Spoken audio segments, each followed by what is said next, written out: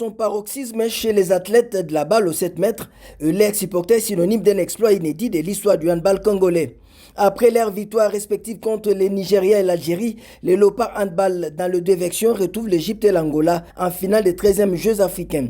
Face aux Corias Palancash Negash d'Angola et Pharaon égyptien, le Congolais espérait passer à la vitesse supérieure pour augmenter le nombre de médailles dans cette confrontation en ajoutant soit l'or ou l'argent.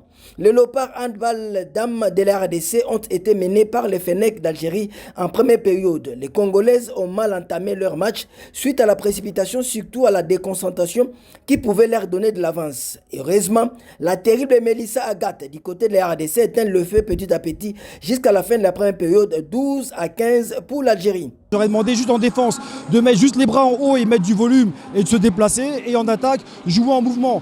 En face, elles étaient plus petites que nous, moins physiques que nous, et puis elles étaient fatiguées, plus que nous. Donc il fallait qu'on pousse un peu plus les ballons. Le message fort du coach Francis Touzolana a boosté la capitaine Christiane Namoisessa et ses amis pour faire une remontée spectaculaire et arriver à prendre les dessus sur les Algériennes dans un match très serré, 29-25.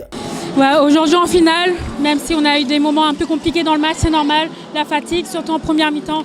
Après ce match-là, on a réussi à chercher ensemble. Je marque peut-être 11 buts, mais c'est grâce à mon coéquipière avec qui on a eu cette force, cette énergie pour aller chercher la finale. Déjà, j'ai dit merci à tout le monde. Vraiment, vous nous avez poussé du début à la fin. Et j'ai rendu grâce à Dieu aussi. Malgré la fatigue, malgré les bobos, on a fait ce qu'on a pu. Grâce à cette victoire, les coéquipières de l'icône Christiane Moisessa, l'arrière gauche, souhaitait la formation des Primero d'Augusto en Angola, filent en finale et joueront la grosse cylindrée de la compétition, l'Angola, à la dôme du complexe sportif Boterman d'Accra.